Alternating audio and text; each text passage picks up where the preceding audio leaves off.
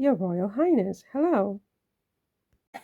Oh, now we've gone from Your Majesty to Your Royal Highness. What did I say to you? I said, call me Marie, please, please, please. I'm just teasing you. I just like to say that just to get your reaction. I mean, Your Royal Highness, Your Majesty. I mean, you're still just a human being, and I know that. So don't worry. It's just to play and to tease you a little bit. Oh, okay, I guess if it makes you happy. So this is our season finale. This is episode 20 of our first season of our podcast, Conversations with Marie Antoinette. Are you proud of yourself? Because I'm certainly proud of you and of myself for completing like 20 episodes. I can't even believe we've completed 20 episodes. I feel like we've just like spoken for like a half hour and you've gotten 20 episodes out of that. That's pretty amazing. Kudos to you. Well, you're such a fascinating woman that it was definitely a challenge to extract um, to extract anything at all from what you said. And because, what was left on sort of the cutting room floor, was probably equally as important as, what I actually published. But, that's just how it is, I guess, with editing. And, you can't sort of put everything in the video. So I had to sort of cut some things. But yeah, I mean, this is our 20th episode. And I would obviously like to do another 20, like season two, another 20. I don't know exactly when. We'll have to check our respective calendars and see when we can meet. And of course, it needs to be okay with you and so on and so forth. So it could be a couple of days, it could be a couple of weeks. I don't know. It really will depend, but I really am so grateful to you, Marie, for taking the time to speak with me about all of these historical um, things, your life with your husband, Louis XVI, your children, Versailles, all of those things. Just absolutely fascinating. And I really appreciate you giving me the opportunity to do that. Well, equally, I am very grateful to you for taking the time to sit down to speak with me to hear my side of the story. And, I'm very lucky that you can hear me. Not everybody can hear me. So, as I said to you before, I mean, I had to wait a few centuries, didn't I, to find someone who actually could hear me and then to bring my words to others on the earth is an amazing thing. It's an amazing thing. I waited more than 200 years to find you. So I'm really just so grateful to you. And it has been my pleasure 100% to speak with you. I find you to be very, just very gregarious and very funny. And it's just been my pleasure, really. Well, thank you so much. It's really been, I think a mutual pleasure to become acquainted in this way. I mean, we're from such different worlds in so many different ways, not just the fact that we're on different realms, but also because we're just so different from different worlds, different classes, different countries, different races, different socioeconomic, everything is so different. And yet I feel like, one human being to another, it's just very natural to speak with you. That is so very true. It's like a kindred spirit. Anyway, this being our season finale, I thought we should go out on a topic, that's not too dull, if you will. Not that any topic with you is dull, but I thought we should talk about a little bit more about your relationship with Louis XVI, if that's okay for you. I mean, I think haven't we already said all there is to say about that? I mean, what else could I possibly tell you about that? I mean, what was he really like? I mean, I know what has been written about him, but as a husband, tell us more about this man you married. He was a wonderful man. He was a wonderful husband. I honestly was so lucky to have found that kind of love in any of my lifetimes. That was a once in many lifetimes kind of a relationship that Louis and I had. And what was so funny about it, as I told you, is that everybody thought they knew what was going on between us. Everybody thought they were experts on our relationship, but they didn't know anything about our relationship. And one of the reasons for that is because Louis was very, very private. You know, he was a very, very quiet man, and people knew and realized that he was very quiet and very reserved and very shy. So he didn't say very much. He didn't say very much. He didn't reveal more than was necessary to others, except to me in private. And we had our secret code, you know, where we sort of communicated with each other, just with our secret code. You speak about this secret code all the time. What do you mean by that? It's just our secret code, you know. It's just between us, you know, little touches on the arm. You know, we spoke with our eyes a lot when, you know, we just knew what each other wanted and needed and was saying in a given moment. And we hid a lot from the courtiers and from, you know, all these busybodies in the palace. I mean, you know, Louis likes his privacy, and so do I. You know, the idea that we were not, you know, having intimate relations for 7 years of our marriage is just so completely hilarious. I mean, we were having so much physical relations with each other. It's just that they didn't see it. And the thing is that if I hadn't gotten pregnant like 4 times, well, really more like six, um, but I had 2 miscarriages. I mean, 6 pregnancies for someone who is infertile is a lot, right? I mean, I didn't take any kind of fertility drugs or anything. You know, the point is that, as I have told you before, my first child, Marie Therese, she was born like when I was around 21, 22 years old. 21, 22 years old. And, you know, for people to suggest that I was infertile or that my husband was infertile because we didn't get pregnant before I was 21 and my husband was 22, I mean, it's just completely just preposterous, okay? That's number one. But in terms of, you know, this idea that Louis was this weak man who, you know, I mean, they just said they have so many wrong sort of ideas about my husband. Yes, he was very quiet. He was very introspective. He was very shy. He was very private.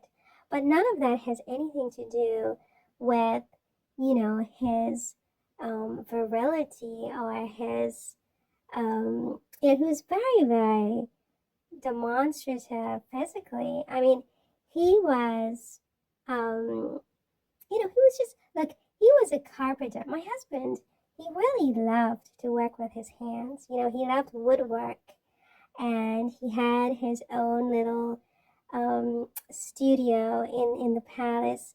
And he was like, you know, he just made so many things with his hands. He really loved to build things. And that is the one thing that I admired most about my husband is how, you know, how just skilled he was with his hands, with making things, how much he enjoyed that. He enjoyed it, I think, for the solitude of it, because he liked to be by himself a lot. But he also just enjoyed it just from, you know, the talent or skill of actually um, building things. But that sort of translated to other things because his hands were very, he had this just the most amazing hands, just very strong, very capable. um, but very, um, he was not a bull in a china closet kind of a man, you know. He had sensitivity. You know, he had sensitivity, and in a man, that's not always the case. You know, men are not always um, blessed with sensitivity. They just have the strength. They have the I don't know, that there's this masculinity, but it's not necessarily with sensitivity. And sometimes when a man has that sensitivity with the masculinity, you know, people try to turn it into something negative, to say, well, he's not manly enough, and he's not hard, or like tough enough, or just, you know, enough of a brute, if you will. My husband was not a brute, you know. He wanted to be loved, and he knew how to love, right? He was very, very sensitive. He knew how to be with me, how to please me, you see. And I think I pleased him as well. Um, and we just had our own sort of private, um, secret relationship in that way that no one knew about. So that they, you know, throughout history, they keep saying that we didn't consummate our marriage for 70. And this really, really annoys me, I must say, because that's just not true, right? Because they don't know anything about our intimate life, okay? And, you know, it's a delicate subject, so I don't really want to go into too much details about it. And it's been, you know, almost 300 years ago, so it doesn't really matter. But it does matter to me, this reputation that my husband is sort of, you know, been sort of submerged under, that he was some kind of a, you know, inept, infertile man who didn't know what he was doing, you know, with his wife in their intimate life, and that's just not true. It's just not true. So, other than being really good with his hands, what else can you tell us about Louis XVI that we may not already know? He was just a very thoughtful and considerate man and human being, you know. He thought about others. He cared very much about children. We adopted many children because of, like, I think six children, because of my husband's love for children, for taking care of children. He cared for the poor. He wanted to help as many people as he could, and so he was very thoughtful. Now there's a lot that has been said about how indecisive he was, and that's so not true. My husband was very, very, um, you know, he was not a fast acting man. He was not a speedy man, in the sense that he thought about things a lot, and he deliberated a lot. He was a very, very intelligent man, and he was very concerned with doing what was right and what was best for others. And that perhaps made him seem indecisive. But what it really was someone who really wanted to do the right thing, to get it right, to not make bad decisions. And you know, Well, what about this idea, Marie, that a lot of the decisions that he made were really your decisions, that you were sort of the one behind him, advising him, and sometimes even misadvising him?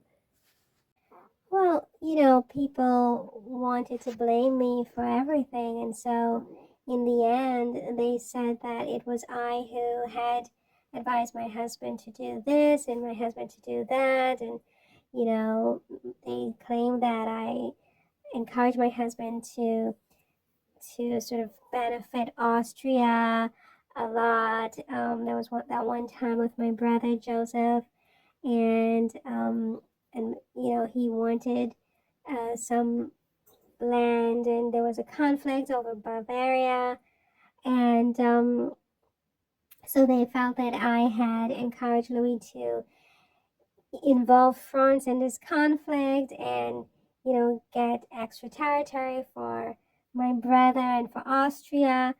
And they felt like I was sending money to Austria and, that I was advising him to do this and advising him to do that.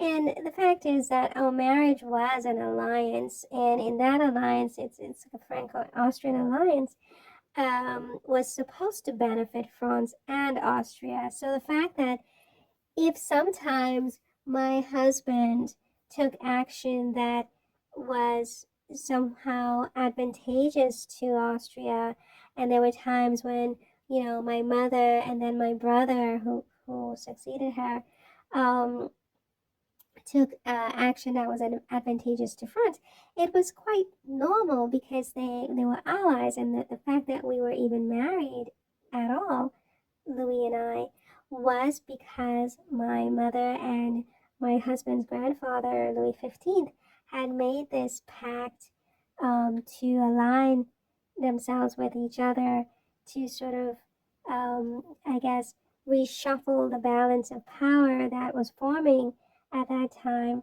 in Europe. And so this idea that somehow I was a bad person for getting my husband to help out my brother or my country of birth is kind of disingenuous, because the entire marriage was based on this idea that we were going to help each other out, and we were going to stop fighting among ourselves, and we were going to help each other out. I mean, Fact is, Marie, that the marriage was very, very unpopular from the beginning, wasn't it? Because, excuse me, because the French people never really warmed to this alliance. that is very true. Um, from the very beginning, I was not really welcomed by quite a huge segment of the French population, and they were against this alliance for many different reasons. One being that I think they felt that, you know, Austria was sort of pulling France into unpopular and unwinnable conflicts like the 7 Years' War and things like that, which was very costly. And they felt that an alliance with Austria was really just not in France's best interest. And at the time, there was a lot of problems and conflicts going on that were very expensive, especially the 7 Years' War, which is what sort of led to the alliance with Louis and me getting married in the first place. And so, yes, I mean, it's true that the marriage was never really popular, and a lot of people did not want it to work out in the French population from the very start. How did Louis feel about this? I mean, was he aware that the marriage was unpopular, and how did he feel? What do you think? What was your sense? Well, we both knew that Austrians and the French hated each other at that time. And so when we first met, I was nervous. I mean, we were already married, as I said, by proxy. And my brother, Frederick, I think it was, had stood in for my husband in Vienna. And then I met Louis in France a few weeks later. And, um, you know, Louis and I knew that we obviously knew that our countries were historically, not the best of friends. But from the first moment I saw my husband, I mean, he was only 15 and I was 14. We were like babies, really. But there was a flicker of something from the very start. We met in the forest, and it just was up, up uphill from there or downhill. I don't even know. It was just wonderful. We were friends. We were friends, right? And if you check our astrological charts, you will see that we are karmically very well matched, Louis and I. And from the very beginning we just understood each other. And so the idea of this enmityship between Austria and France was really completely irrelevant to us from the very beginning. My husband was just such a wonderful human being. So Did you think he was a handsome guy? he was a huge guy. He was huge, very tall, and he was a little chubby because he loved to eat. He was a very meat and potatoes kind of a guy. He loved meat, he loved potatoes. He loved hunting, and he would come back with all kinds of, you know, game, if you will. And he was always with his other um men or whatever, and they would have all this stuff they bring back and cooked up and by the chefs or the cooks in the at the palace. And he had a lot of parties and so on, obviously, because that's just how it was at the palace. And we just have these amazing dinners. And so he loved to eat. He loved to eat. And then at the Hamo, because I mean he gave me the Trianon, which was I think built by Louis XV. But I also had the Hamo belt, and he built the Hamo for me. So when I was compared to me, I mean I was kind of petite until I started having babies, and then by the time I hit like 30, 32, I started to gain some weight, and I never really got back to being so skinny again. But compared to my husband, I was always kind of petite because my husband was definitely a kind of chubby guy. But I loved the fact that he was so sort of burly in a way, because I just felt safe. Ironically enough, I probably shouldn't have even said that because in the end, I mean, look at what happened. But he was just, I loved him physically. I mean, really, that's really it. I loved him physically, and I think he appreciated me physically as well. And so, yeah, we were well matched in that regard. What other qualities did you like about your husband? Well, I mean, there was so many, but he was just so generous. This was a man who was very generous with his time. He was very generous with his resources. He was just very generous with his emotions, with his, he gave, he just gave and he kept giving and giving. And not just to me, but to others. As I said, we adopted 6 other children in addition to our own, and he loved to give to the poor and things like that. I mean, he was a generous man. He loved to give me little gifts and a lot of, like jewelry and things like that, which, look, a lot of pearls and, hats and, just so many things and so many presents. And I know that some people believe that, we spent too much money and I, spent all this money. And, I wasn't perfect. I mean, maybe I shopped a little bit too much, or maybe Louis bought me a few too many pearls and diamonds or whatever. I mean, he really loved to buy me beautiful jewelry and beautiful accessories, and he loved to see me dressed up and in fine dresses. And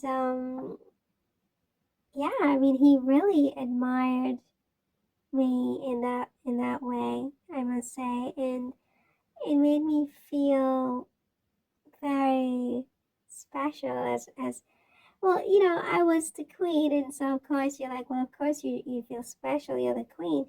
But it's not about the queen or not the queen. It was more as just a woman, just as a bare woman without all of the titles and the jewelry and so on.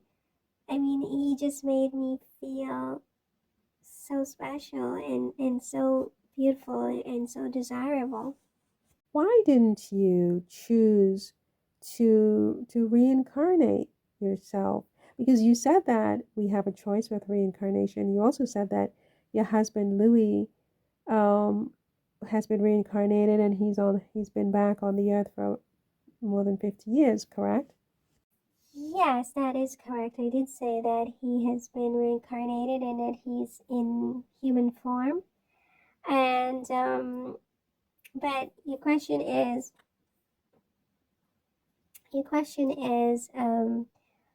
why didn't I reincarnate myself? And I think we talked about that before. I chose, reincarnation is a choice, and I chose not to reincarnate, at least not at this time. I just like the realm that I'm in. I don't feel the need to be in a form at this point in time. I mean, I'm still somewhat traumatized from the last time. And yeah, I mean, Louis is in human form and he does have a human life and he has his human family and he has no memory of me at this time until he returns to this realm. He will not remember me because that's a part of the human form, is that once we leave the realm that I'm in and we're born and we come through that birth canal, the memory leaves us and we no longer remember until we die and return to the realm that I'm in. So right now, my husband doesn't know that he's my husband, right? So he has his own human life at the moment. And Don't you get jealous about that? not at all, not at all. I'm very happy for him that he has found, um, this new experience. I can't wait for him to return to tell me all about it, actually. Um, and also, in this realm, the emotions that you feel as a human being are very different. You don't feel the same emotion. So, like, jealousy is not an emotion that is possible in this realm. It's mostly just acceptance, love, just more positive emotions than in the human form. Hmm. And are you going to tell me where is Louis? Because the last time we spoke, I asked you, where is he living? You said he's been on the earth for 50 years, but where? I mean, the earth is a very big place. Is he in France? Well, I don't think I should say where he is. I know where he is. But I don't think I should say where he is because I think that that's something that, I don't think it's necessary for anyone to know where he is. I think it could potentially expose him to, you know, just problems that are best left alone. Like just, let him have his new life and his new experience is what I think, and it's better not to say. So I'm not going to say. I'm sorry. No, no, no, that's okay. I thought I'd ask, but I didn't expect you would have told me anyway, so don't worry about it. Is Well, thank you for understanding. there anything that you did not like about your husband? Hmm, it's a very interesting question. Um, I don't know. I would say that maybe sometimes he was too thoughtful. Like he would think about us too much. And maybe that ended up being a problem. I mean, I think maybe that's why people thought he was indecisive, because he was always sort of weighing the impact something would have on others. And sometimes I think that when you are a leader, you just have to be almost a little bit brutal, you know. He had not one brutal bone in his body, you know. He was just so sweet. My Louis, he was just so sweet, and I will love him to eternity, as I've always said.